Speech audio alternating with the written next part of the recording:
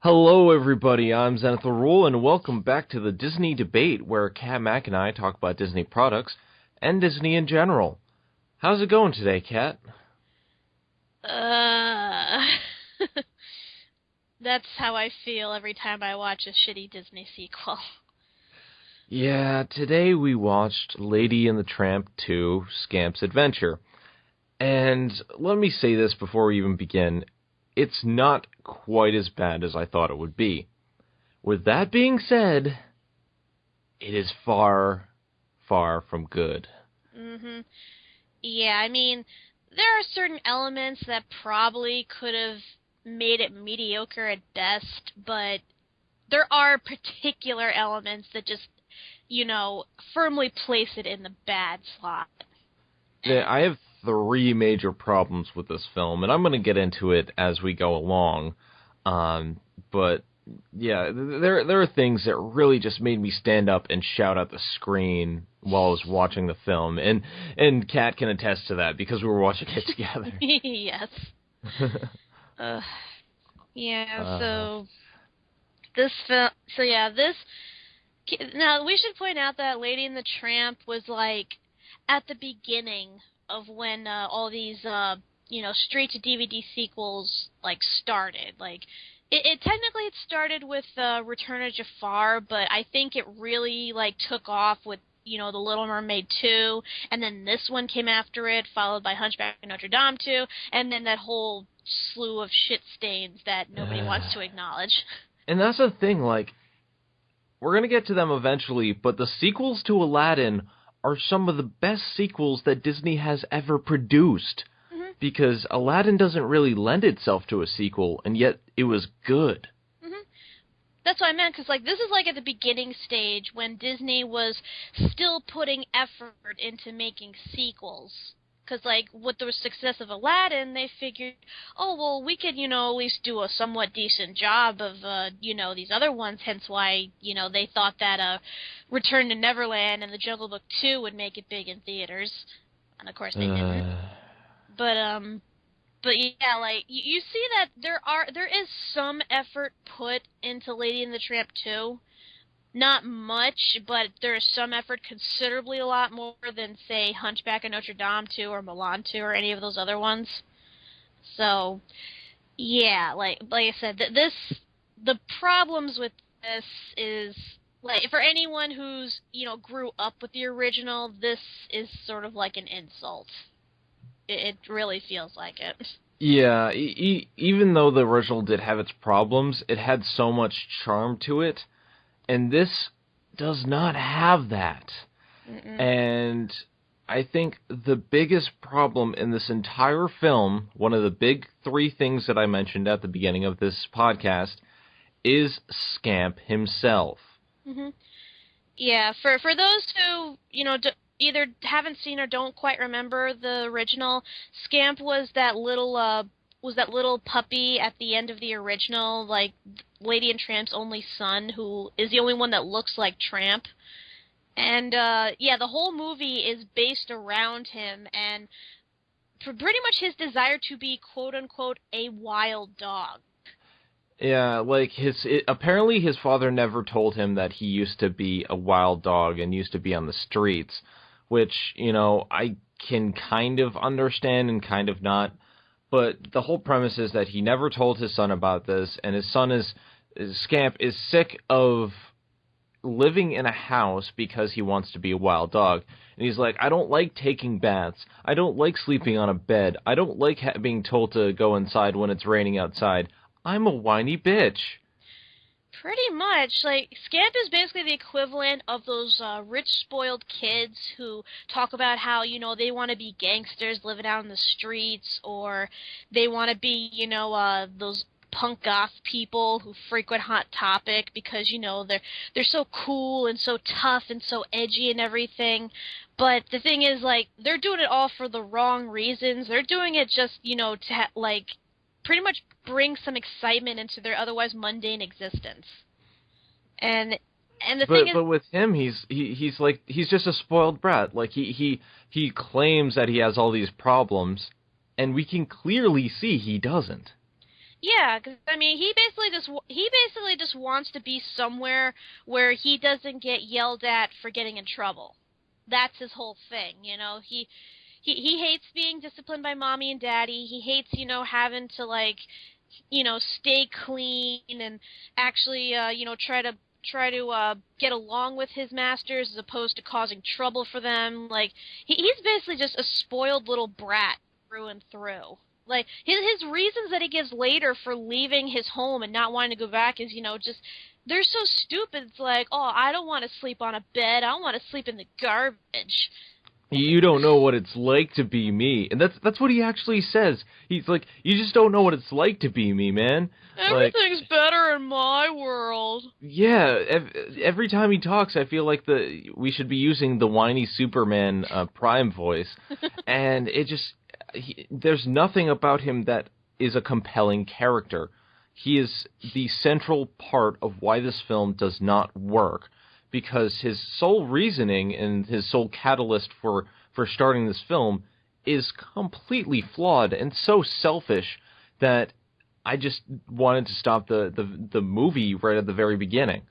And I think another big problem with this is the fact that this is only like 2-3 years after the first film started.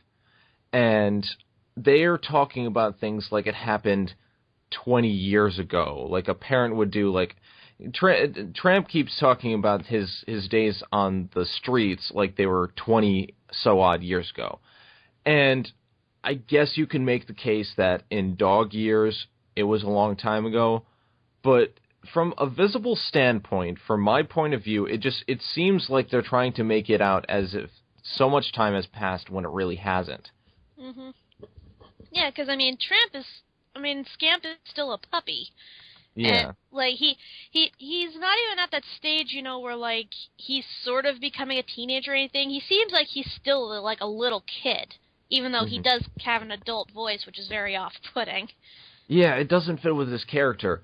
And let me say this, his sisters, the 3 other puppies that Tramp has, have really good voice actors. The voice actors for the puppies are Kat Sosi and Debbie Derryberry. And Kat Sosi is the person who did the voice of Phil, Lil, and Betty DeVille and a couple other voices on Rugrats. And she can do a convincing kid voice. Like, I thought that was one of the best voice actors there. Mm-hmm. Yeah, the sisters were a lot more convincing than Scamp was. It's like someone stuck an adult in, like, a little puppy's body. Yeah, it felt unnatural, and I just have to say, like, first of all, it's really enjoyable hearing the Phil and Lil voices again, in something other than Rugrats. But, yeah, like, Scamp is unconvincing as a character, he has bad motivations, and he sounds like he's 20. Mm-hmm.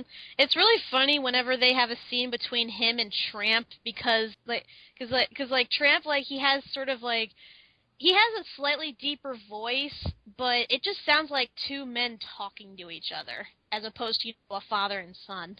Yeah, and the thing is, this would have worked if they had made Scamp out to be a teenager or even like an adult who's being, I can understand the rebellious attitude a little better.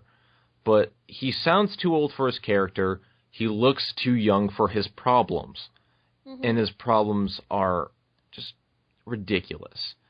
So that's the main problem in a nutshell. But so Scamp, he does something wrong as a puppy. He's chained outside, and he's like, oh, I don't like this anymore. So he sees all these rogue junkyard dogs going around, and he escapes, and he goes out to be with the junkyard dogs.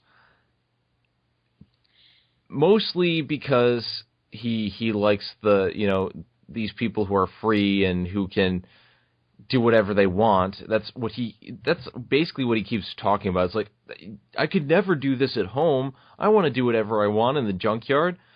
And then this girl dog, Angel, who is basically the love interest in the film, just has a random crush on him and starts following him as well. She's with the junkyard dogs, but she's not really a part of them, technically. Yeah, it's weird how much she stands out from the rest of the junkyard dogs. Because, like, you look at some of them, you see that some of them are, like, scrawny, they're mangy, they clearly have, like, either physical or mental problems. Like, they're clearly that some of them are, like, feral dogs. And then you look at her, and she looks like she came out of a dog show.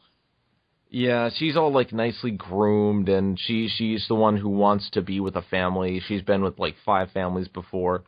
And Angel is another problem in the film, not one of the major problems, but her character is weird because she said she's been with 5 different families before, and yet she harbors no ill will towards families. She wants to be with a family, and she doesn't, and she has no problem that Scamp was once a part of a family. Like, if anything, you think she'd harbor a resentment for someone who's been in a family that she can't be in. Hmm. And she's, like, the most even-tempered out of all the dogs there. Because you think a dog that was, like, be forced to live on the street or something would, you know, at least be somewhat hostile or nervous around humans, but she really isn't.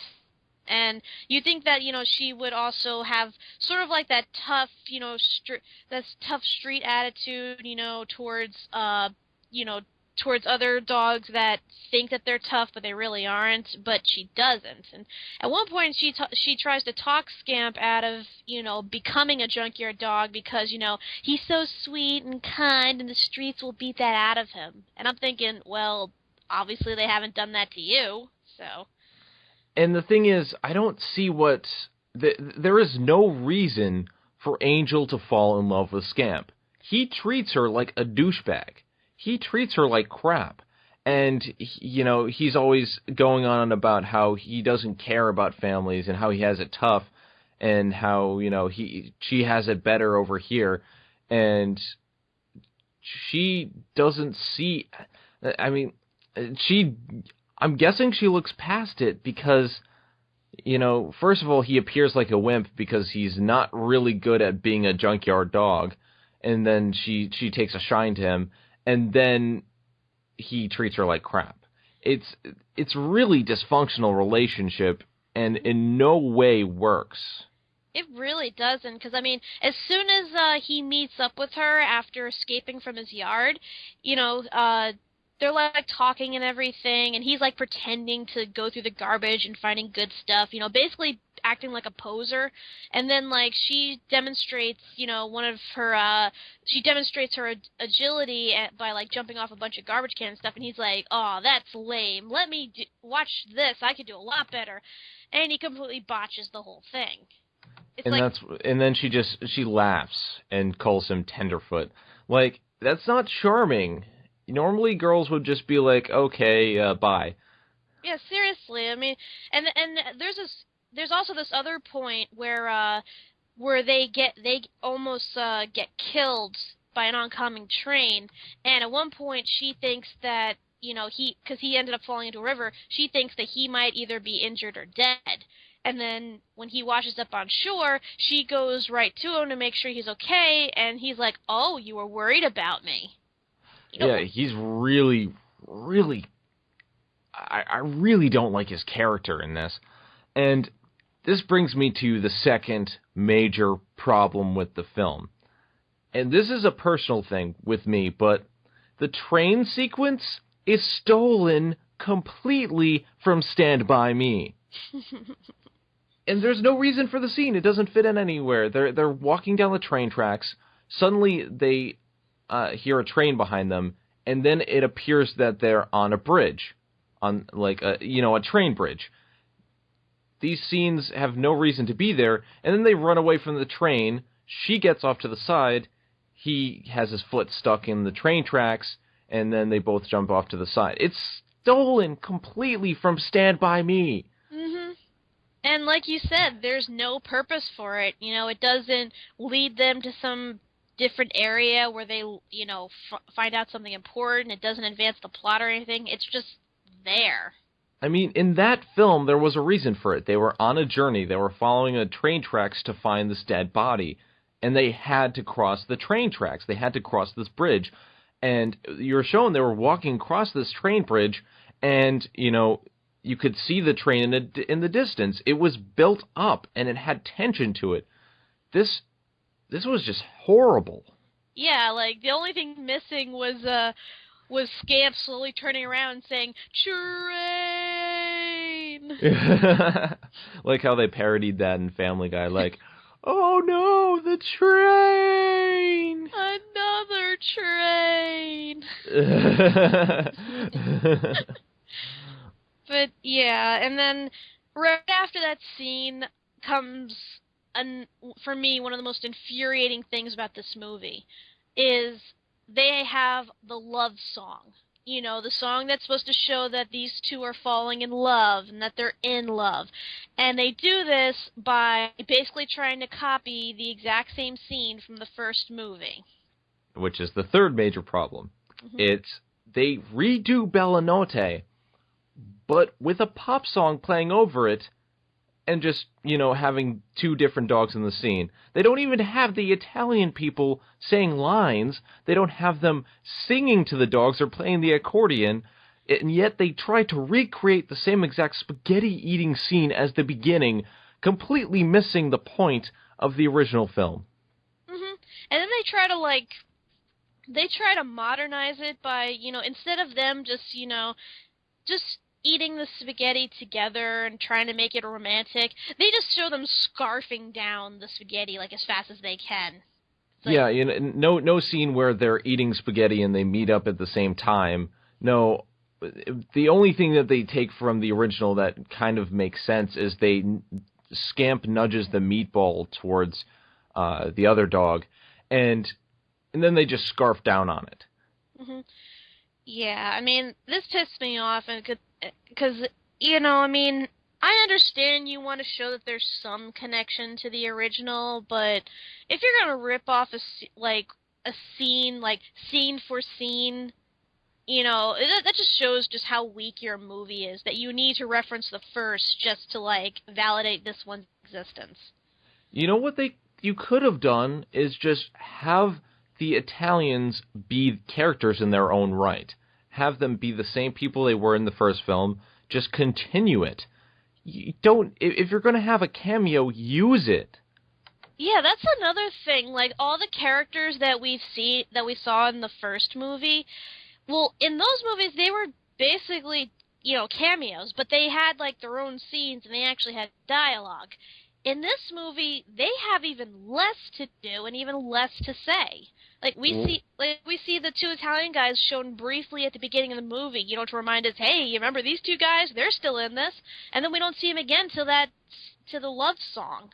And they don't have dialogue in the love song. Yeah, and it's like, oh, two dogs showed up in our back. Well, I guess we may as well, you know, just feed them, because, you know, that's what we do.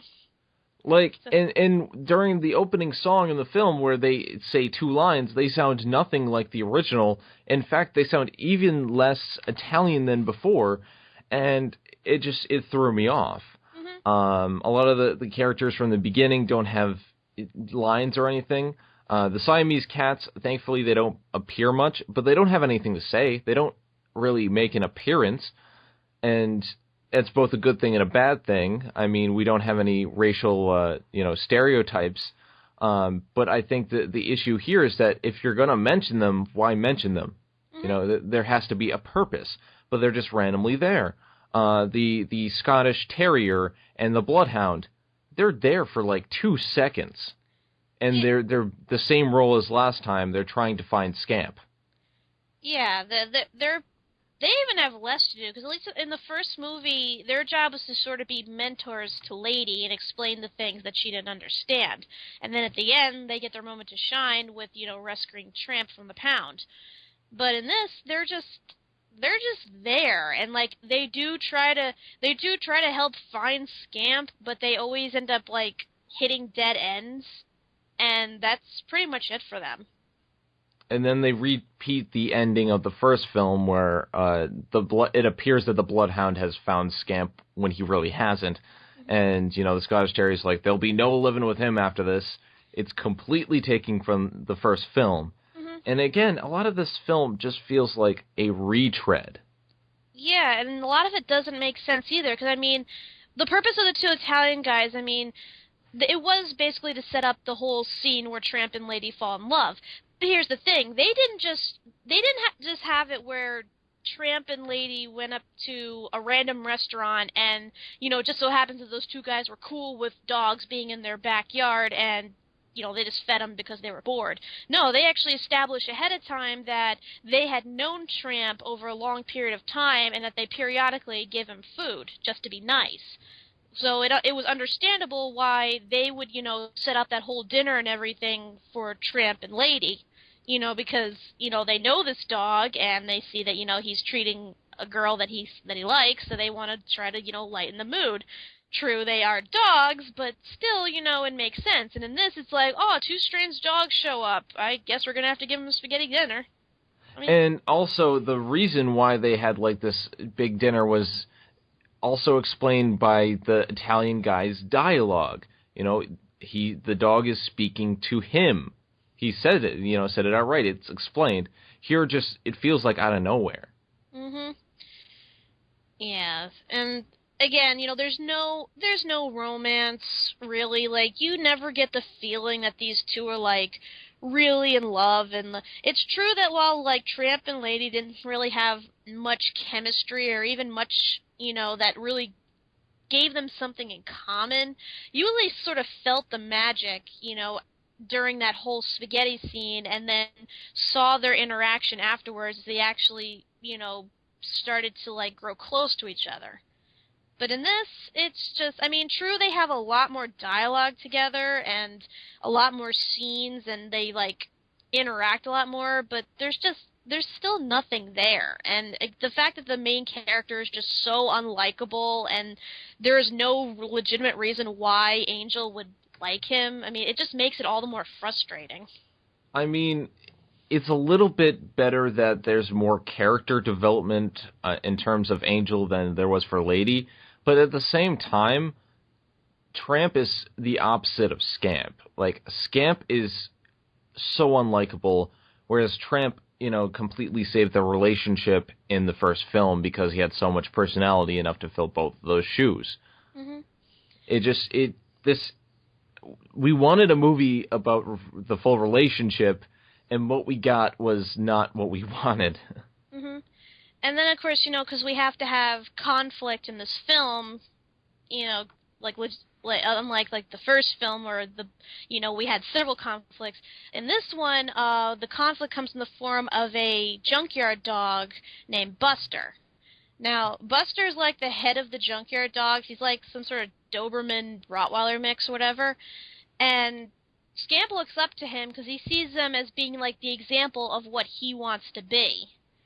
But the thing is, when he actually meets him, Buster dismisses him because he apparently has a thing against house pets, believing them, to be, overly privileged and self-righteous and, that basically, not worthy to be associated with. But for whatever reason, Scamp piques his interest, so he starts taking him under his wing a bit, but at the same time kind of messes with him. And then you later on discover that Buster was actually a friend of Tramp's back when he was a street dog. And when Tramp decided to... Well, I wouldn't say Tramp decided to leave because, he was being sent to the pound to be put to death, so it was kind of, saving grace that the Darlings adopted him. But because he had left that life, Buster became, insanely jealous and resentful, and now harbors, a huge grudge against him and any house pets. Mm. And so that creates the conflict because, Scamp is basically, Scamp is Tramp's son, and he's a house pet, so Buster is basically trying to make things hard for him based on what he is. And I have to say, even though his motivation was a little bit off, there wasn't really much Tramp could do, I think Buster was probably the better part of the film. First of all, he's voice acted by Chaz Palminteri, best known for his performances in The Usual Suspects, A Bronx Tale, and, Bullets Over Broadway, stuff like that. He's a well-known actor. He does a good job here.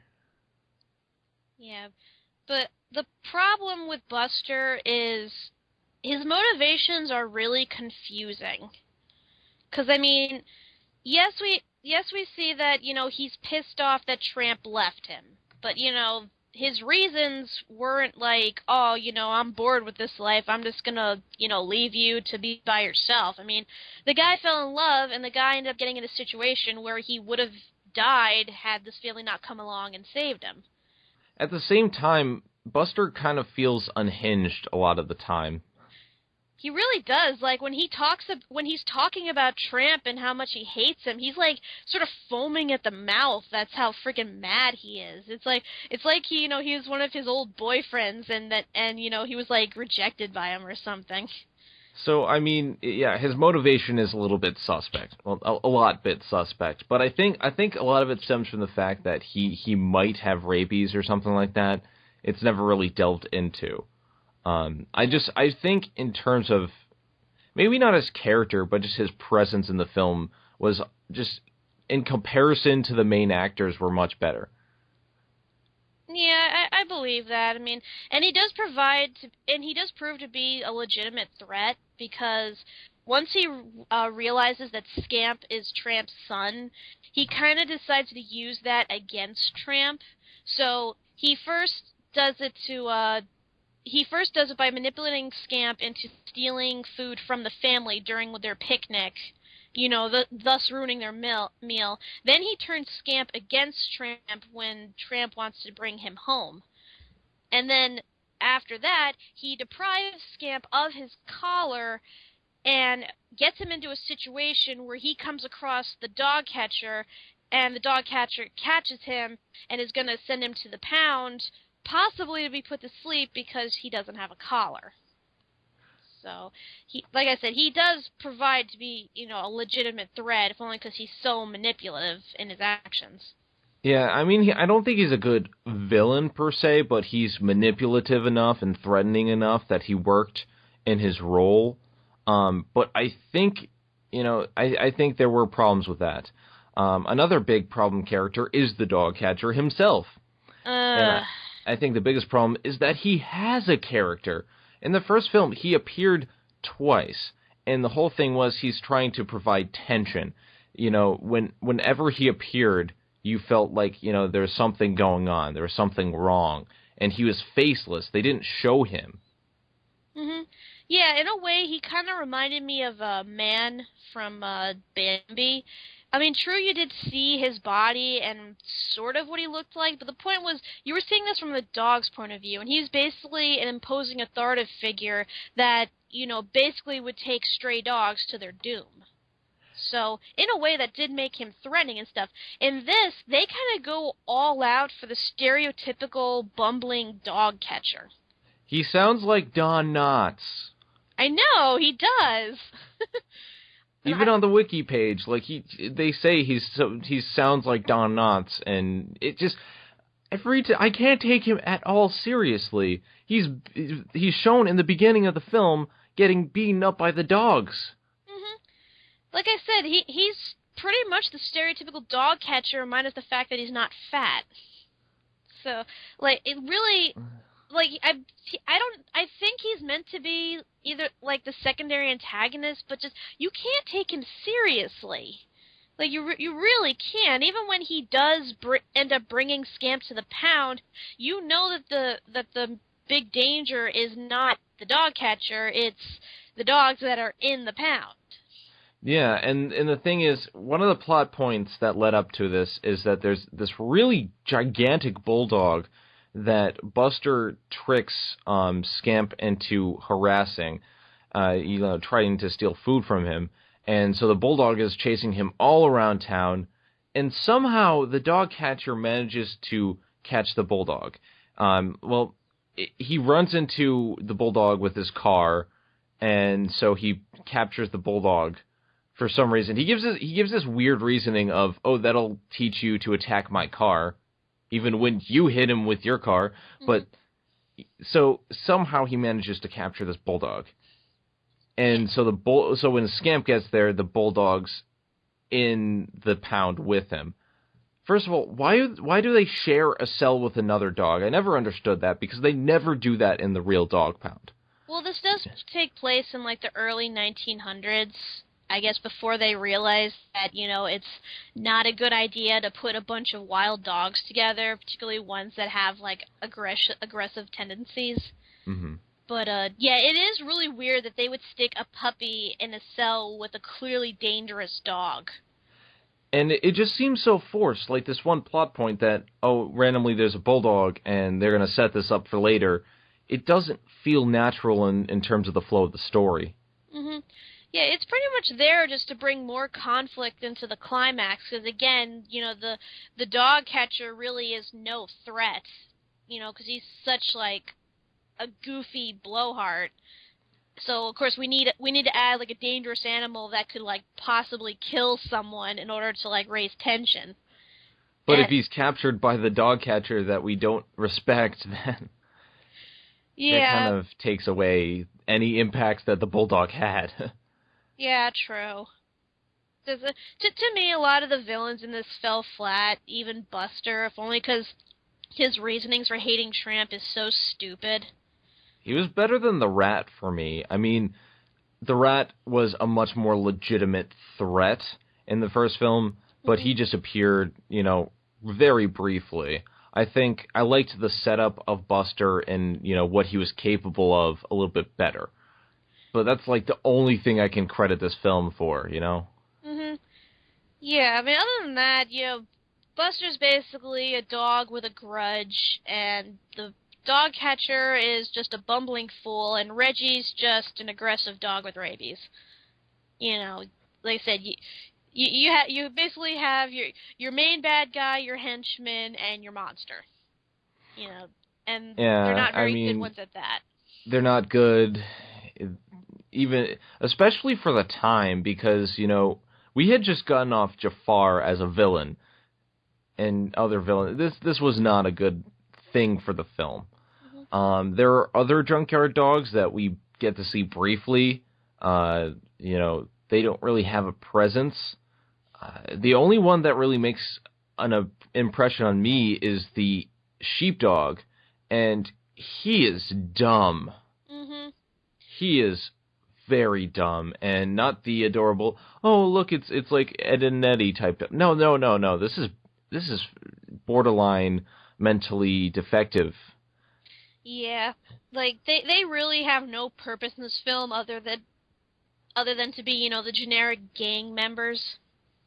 So, and once again, some of them, like, are kind of distinguished by what they are, like the Boston Terrier, who's like, his name is Francois, and he has a French accent. Mm-hmm. So he's supposed to, like, they're supposed to be, like, closely related to, like, French bulldogs. So obviously he must have a French accent. But luckily they don't go as stereotypical as they did with the original. But other than that, they really had no impact on the story. I mean, the one dog, I think Sparky was it, actually tells about the fabled legend of Tramp and how he fought off, like, dozens of dog catchers and then leaped to his doom down a waterfall. But it's a very small role, and that's a problem because he's voice acted by Mickey Rooney, of all people. Mm-hmm. Oh, Mickey Rooney. And they give him such a small role in this piece of crap. I know. And then here's something else. Like, the dogs are supposed to share Buster's mentality about, the fact that, oh, junkyard dogs are the best and house pets suck. But once Scamp changes his mind about being a junkyard dog and wants to go back home, suddenly all of their minds are changed and they're like, you know what, a family actually sounds nice. Bye, Buster. Yeah, like, their leader gets shown up briefly, and they're like, oh, we're not going to follow you anymore. It's so weak and so forced.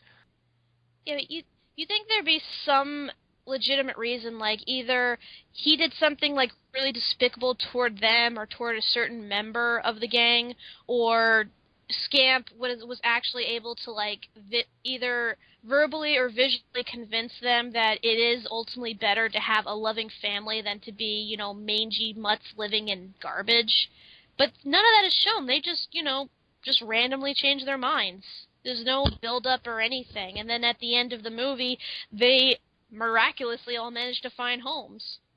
And what's even weirder and much more forced is that at the end of the film, Tramp and all the other dogs come back, and Scamp brings his girlfriend Angel over to the Darlings, and they're like, no, we can't have another dog, because, they have like 5. No, actually 6 when you can. It's Scamp, the 3 puppies, and Tramp and Lady. So that they have 6 dogs already, and they want them to adopt another one to possibly have more puppies. I mean, I can kind of understand, given that 101 Dalmatians takes us to the extreme, although that's kind of more played for laughs, but still, like, it just seems really contrived. Oh, we're gonna adopt you because you're Scamp's friend. Yeah, don't, try to, like, appeal to the other people in the neighborhood who might own dogs that, might want another dog, or someone in the neighborhood who doesn't have a dog but would probably benefit from having a dog. No, just give it to the family that is already, bursting at the seams with dogs. Yeah. Yeah, I just... The ending was just so lazy and so tacked on. It's like, let's make this as happy an ending as possible. The only part of this film that I felt, in terms of plot, that I felt wasn't really too forced was the fact that, Tramp coming to Scamp's rescue when he was in the dog pound and, beating up the bulldog saying, don't lay a paw on my son. Like, that was an actual pretty good moment in the film. Mm-hmm. And in terms of plot, I think it was structured better than the first film.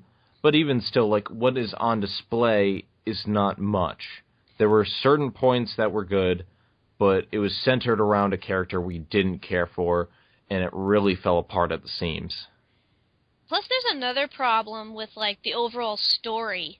There are basically 2 big components in this movie. One is Scamp basically wanting to be what his father once was, and then learning the hard lesson that life isn't all what it's cracked up to be. And then the other main plot is the romance. Now, in my opinion, I think they should have done one or the other. Because they kind of conflict. Yeah, because if they focus on just the aspect of, Scamp going through his character arc and realizing that being a junkyard dog isn't all it's cracked up to be, like, I felt it probably would have been stronger. Because, it's all, like, true, it is kind of lazy in the sense that you have a character learning the same lessons that their parents did, even though for Tramp it really wasn't a lesson of learning that families are good. I mean, he did pretty well for himself on the street considering, and it's not like he harbored any hard resentment against house pets like Buster did. But at the same time, it at least provided, good character arc for a character that otherwise was an unlikable bastard. But that kind of fell apart when he finds out what Tramp is. And you'd think, someone who idolizes these junkyard dogs would be like, my father was the legend, like everyone looks up to him. Mm-hmm. That's cool. But no. He's just like, why didn't you tell me? Yeah, but then again, I think if they just stuck with that, it probably would have been the same plot as The Little Mermaid 2. Like, because that's basically what it is, like, for those who haven't seen Little Mermaid 2, Ariel's daughter Melody is being kept away from the ocean because of Ursula's crazy sister wanting to kill her, but then she becomes rebellious and goes into the ocean anyway, meets up with Ursula's sister, gets fins and becomes a mermaid, and then her whole goal is to stay a mermaid. And then, of course, she finds out that her mother was a mermaid, even though her mother never told her. And this is basically the same plot as Lady and the Tramp 2, except that in Little Mermaid 2, there was no romance. And then that leads me to a problem that I have with this in terms of the second plot is the romance. Because first of all, the romance isn't interesting. Because Scamp basically puts no effort into, winning Angel over. He pretty much just charms her with his patheticness. And once again, there is no conflict in the romance. Yeah, it basically has the same problem that the original Lady and the Tramp had, is that you figure that with a title like that and the way it's set up, it would be about two dogs from different worlds who, despite their circumstances, manage to fall in love, but because of their situations, they're unable to be together. Again, And that doesn't happen in this. and the only real conflict that I saw was the fact that Scamp kept saying, "Oh, you don't understand what it's like to be in my life," and Angel wants to be in this nice home. But really, when they bring it up, they don't fight or anything. It doesn't, bring them further apart. There's only really one scene where it gets between them, and it's resolved in 5 seconds. Yeah, because while it's true that they do basically want to be in each other's current situations, like, it's really nothing that brings them together because, one is basically completely disregarding a good life they have, and the other one is completely justified in wanting a better life. And that, if anything, that makes them conflict more than anything. And then there's really nothing keeping them apart either. I mean, they are allowed to be together up until Buster kicks Angel out of his gang for, wanting to have a nice home. And even then, it's not like Buster stops him from going after her, and in fact, he uses that opportunity to get him captured by the dog catcher. I mean, true that you could make the argument that he was doing that to keep them apart, but I think it was more for revenge against Tramp than anything. Yeah, I mean, the whole thing behind Buster was he's like, if you were related to Tramp, oh my God, I would do things, and it's just this whole revenge thing. It's never really about Scamp, and that's the thing. Like, the film pretends to be about Scamp, but it never really is. It's about the resentment of Tramp.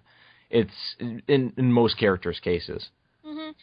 Yeah, and then at the very end, when Angel is presented before the Darlings, I mean, true, they do show resistance at first for bringing another dog into their house, which is understandable, especially given that she's a stray. But they quickly decide, what the heck, what's one more? So again, there's no conflict in the romance. It's, for the most part, pretty easy for them. Yeah, I mean, it's not quite as easy as Lady and the Tramp 1's romance was, but even still, like, it's not enjoyable, and it's just, yeah. Another thing we should talk about is the music in this film, because this has a lot of problems. Mm-hmm. The first song is kind of like a group opener. It's like everyone in the town starts singing, and it's a song called Welcome Home, and it's pretty much like the setup for the film about, how everyone's feeling, and this whole film is set during like the 4th of July. Mm-hmm. And so a lot of the song is about like this 4th of July party and Independence Day and stuff like that. And I guess that's supposed to go and tie into what Scamp wants to do. He wants independence. But it's just such a bland song. It really is. Like, from what I see with the style of the songs, it seemed like they were going for sort of a Broadway thing, because that's what the opening number feels like. I mean, it starts right off the bat, and it features almost all of the characters singing at one point or another, and they even have one part where they show people like dancing out in the street in like a flashy fashion. So it feels like it's supposed to be this big Broadway number, but it doesn't have that impact. Yeah, and not only that, but one of the biggest problems with it is the fact that Scamp doesn't sing in it. Because anyone who's ever watched a Broadway show knows that with any good Broadway number, at least the opener anyway, it's supposed to set up either the environment that the characters live in or the characters' motivations and current emotional state. And this one sort of does that by showing that, it's 4th of July, we're celebrating everything, and yeah, we're the dogs, we're from the last movie, this is the situation we're in now and stuff. But they don't have Scamp sing, and he's supposed to be like, the main character, but he's pretty much just shown goofing about like a puppy. So. I mean, even during Little Shop of Horrors, the main character was singing in the opening theme song, Mm-hmm. Yeah, like on Skid Row, that's like the perfect example of an opening song, because you have all the main cast plus a bunch of side characters and chorus members and stuff just talking about, singing about the environment they're in and the current like financial or emotional situation that they're in. That's a perfect example. This one doesn't do that. If anything, it seems like really out of place, especially for a Disney film. I mean, I know Broadway style is like their big thing, but this just seems like it was ripped out of Hello Dolly or something, but it's nowhere near as memorable. It's lyrically, it's bad. Vocally, it's okay, but it doesn't have the big rising booming voices that you need for this kind of thing, or even like the Broadway type musical voices that you need for a song of this caliber, and so it really falls flat. Mhm. Plus, I think they tend to oversing it a lot, especially like at the end, or like welcome, welcome, welcome. And I'm like, shut up. Like, Like, learn to sing. yeah, it wasn't well sung. The next song is called "World Without Fences," but I can sum it up in a sentence. It is the "I Want" song. Yeah, like I was watching it and I'm thinking, I want to be where the people are. Because that's basically what it is, him talking about how he wants to be a wild dog and go on these adventures and stuff, and basically show that he's as good as any junkyard dog, and it's just blah. I think the major problem with the song is, Scamp's desires are just, once again, his motivation is not solid. There's problems with it. And it's competently sung. I'll give it that. Like, it isn't, he doesn't hit all the highs that, he should, but it's a lot better song than Welcome Home. But even still, it just falls, it's generic. It's samey, and, it doesn't have that impact that the Little Mermaid's opening song had.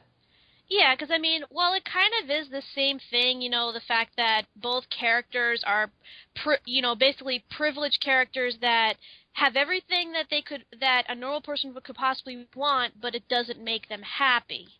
But the difference is that Ariel, despite the fact that she is somewhat of a spoiled brat, she still has to deal with a father that doesn't understand her and doesn't try to understand her. So you at least have that sort of sympathy for her. Plus, her voice is a lot better at conveying the emotions that she feels. Whereas in Scamp, he's just a selfish bastard. And really, like, you see him, like, sort of showing off to all the junkyard dogs, and you're thinking, yeah, I'm sure that's how life would be if you lived in a junkyard, roaming fields and digging up dinosaur bones and all these, and finding gold and Jesus and heaven and all these other wonderful things that apparently junkyard dogs do. Like, come on. There's also the problem that in Little Mermaid, and we'll get to this later down the line, but it's actually not a song about how she wants material things. In the beginning of the song, she denounces these material things, and she says she wants knowledge, she wants to be with these people, and she wants to know. This is about him wanting something out of greed. It's a very different emotion. Yeah, true. Like, he basically wants a lifestyle that he thinks he understands, but he really doesn't. And it's not like he really tries to learn anything either once he finally gets there. He just, pretends that he's the shit and that, he knows exactly what the junkyard life entails, and that's really what, like, ruins this song. Now, the third song in the film is the best song in the film. And I like this because it is ragtime. It's called the Junkyard Society Rag. I have to say, this is where Buster as a character really shines. The song is performed by Jess Harnell and the voice actors of the other dogs, and it's well sung. It's much more enjoyable, and maybe it's because I have a thing for ragtime. Like, I really love that type of music, but it's such a fun song, and it makes being a junkyard dog actually seem appealing. Yeah, because, like, not only the music itself, but, what they do with their surroundings, because they're basically using all the junk in the junkyard as, like, sort of like a stage set. You know, they use things as props, they use things as platforms, they use them as costumes and stuff, and it's pretty interesting to watch. And each dog gets the chance to like sing and shine and everything, and they build it up really well. And in fact, Yeah. when I was like listening to it, I couldn't help but think of like Chicago, and thinking of the song like Razzle Dazzle or something like that. That's what it seemed like. It definitely feels like a big Broadway show-stopping number, much more so than the opening song. Hmm. The people who are singing this have the chops to sing it. Definitely. Although I gotta admit, until we rewatched it, I really did not remember this song that well. I mean, lyrically, it's not the most interesting song. I think visually, in terms of the chorus, it's really memorable. Hmm. Yeah, but like I said, the unfortunately for me, it wasn't that memorable. I mean, don't get me wrong, like it is a pretty decent song, but whenever I think back to the movie, like I think of either that one song that we're gonna get to later, or that really like obnoxious song at the beginning, or even like this other song later on that is supposed to be like a love song. Like for some reason I remember those a lot more than this one, and it's a shame that it kind of is like that. I think if they maybe jazzed this up a little bit more, I don't know, maybe made it a really big show-stopping number, it could be a lot more memorable. But for the most part, I think it's okay. It's better than a lot of the other songs in the film. Hmm. Speaking of bad songs in the film, the next one is "I Didn't Know That I Could Feel This Way," and it's the love song. It's the generic pop love song that is played, when they go and recreate Bella Notte without the song. Everything about this is wrong. Hmm. Yeah, because in this one, like, well, let's put it this way: with Bella Notte, you had it was sort of the way that Can You Feel the Love Tonight was set up. In that it starts off with the two comedic sidekicks singing it, and then eventually it becomes like the background chorus singing it. But Hmm. and in this case, it's just the singers for the characters. But the thing is, they're not actually singing it; they're kind of thinking it. And Yeah. like you mentioned, it seems a lot like a pop song. Like, but not like really like totally out there in your face pop song, but it feels that way compared to the other songs in the film. It doesn't have the same bland pop songy like hatred that I have toward it. Like, it's not like the Cinderella 2 songs, Mhm. Oh but it's yeah. pretty close. Yeah, and I mean, and I'm not saying that they're badly sung either, because I mean, well, the girl part is sung by Susan Egan, and apparently she's like a really good singer. And I thought she did a pretty decent job with it, but like I said, the whole thing that kills this is the fact that it was attached to the scene where they try to reenact, the whole spaghetti scene between the dogs, and that's what like kind of like makes it infuriating, like to listen to this song, because you know that it's basically a Bella Notte wannabe, and it's not. It misses the point in a lot of aspects, Hmm. and I just think it's very bland. It's not worth paying attention to. Yeah, because I mean, it's attached to two characters that, like we said, really have nothing in common and not that much chemistry between them. And I mean, the story is supposed to be that Scamp's supposed to learn about the life of a junkyard dog and how it's not as great as it sounds. But in this, they're making it sound like, oh, it's all about him, finding love where he never had love before. But that's bullshit, because we know that he's from a loving family with loving parents and loving siblings and everything. So really, I don't know what this was supposed to convey, because, I mean, Scamp knows what love is. It's not like this is the first time he's ever experienced it, and neither has Angel, for that matter. So really, this song has no point to it. It's just a pretty weak song. It doesn't fit with the tone of the film, and it's better skipped over. Hmm. The next one is Always There, and it's basically the point where Scamp realizes, oh, I was kind of a dick, wasn't I? Hmm. And, you know, it's him, Tramp, and Angel singing about family and the you know, importance of it. And some of it I do like. I like Tramp's part, because Tramp is probably the only enjoyable character besides Buster in this film, in the terms that he's doing the right thing the whole time. He's a perfect father. Hmm. Yeah, because, like, they try to make it seem that, oh, Tramp was being too harsh with Scamp, which is what drove him away, but honestly, Tramp needed a kick in the nuts, to set him straight. And it wasn't really Tramp that did it. It was the owner, Jim Darling, who chained up the dog. Hmm. Yeah, and the only gripe he had with his father was the fact that he was agreeing with Jim Deere's decision and not, supporting him. But then again, Scamp was the one who was in the wrong. And it's weird. Like, this song actually reminds me from the Little Mermaid Broadway show, a song called "If Only," where it happens at the lowest point. And again, this is the same thing with this song. It happens at the lowest point in the story. And it's basically all the characters discovering something they never thought of before, all at the same time, and it's honestly, I don't find the song that bad, and it is beautifully sung in my opinion.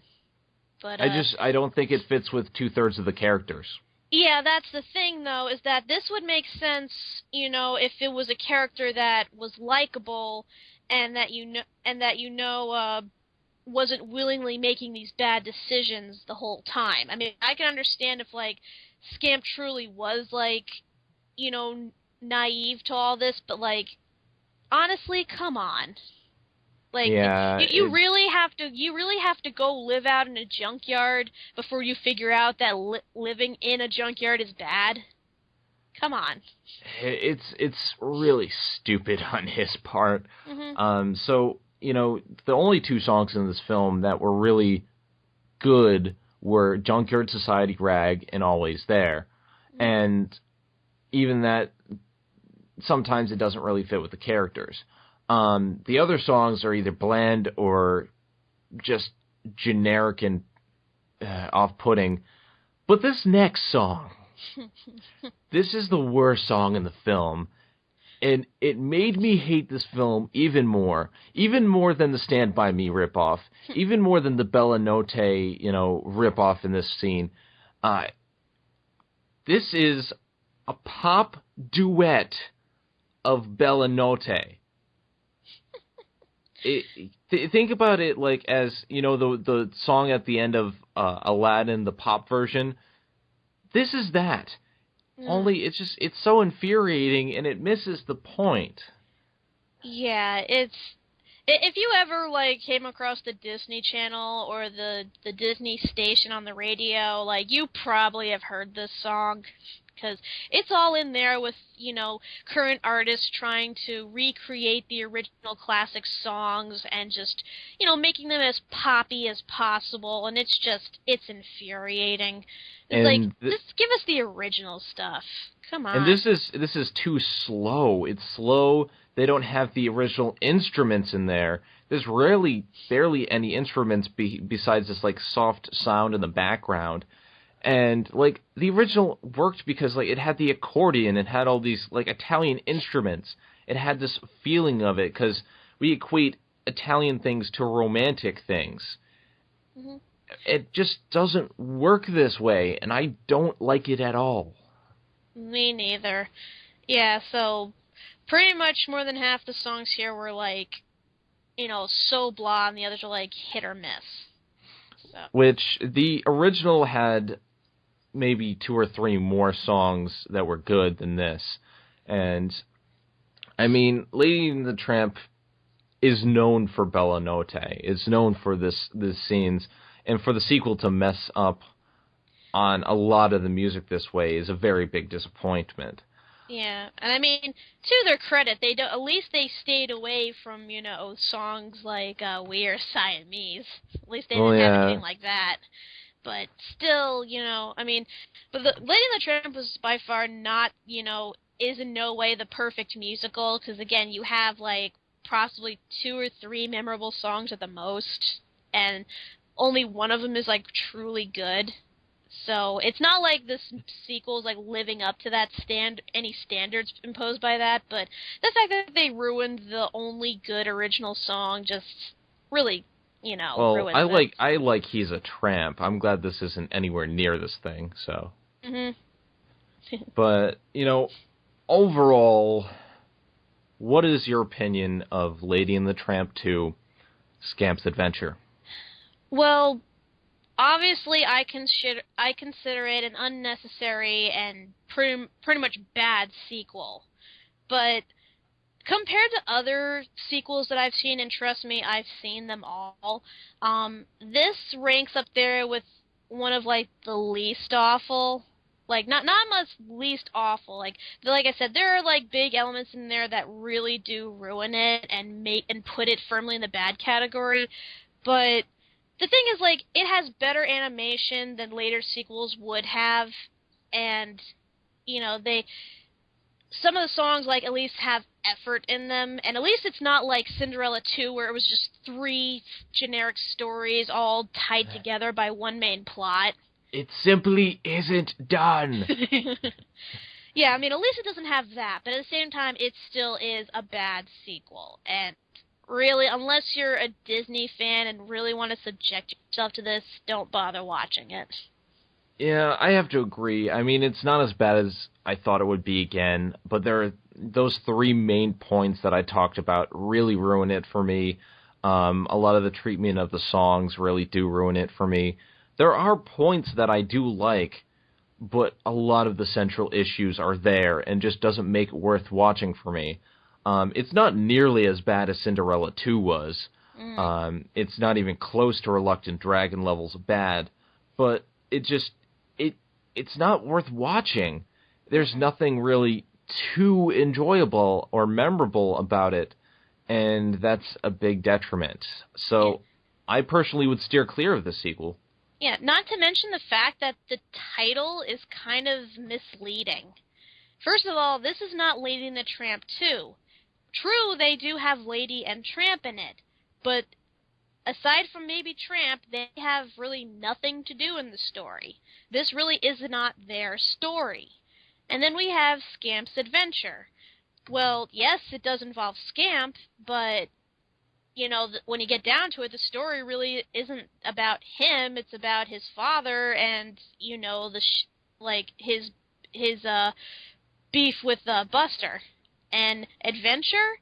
Adventure indicates that, you went on some sort of, like, quest to another world or something, and, you had fun. Or at least, like, at least had an interesting story to tell out of it. With this, it's more like, Scamp runs away and realizes that, he was an idiot for wanting to live in the junkyard.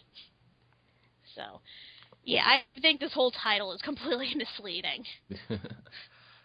Overall, yeah, it's just pretty skippable. Well, anyway, guys, this has been Lady and the Tramp 2, Scamp's Adventure. Finally done with that Disney sequel, and we probably won't have another one for a while. Next up, we're going to skip the documentary, The African Lion, because we're probably going to do that in a special later on.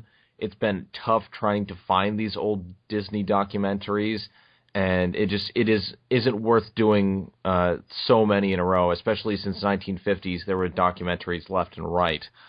We will get to it, but just not next week. Next week we will be talking about The Littlest Outlaw. Yes. Which I have never seen.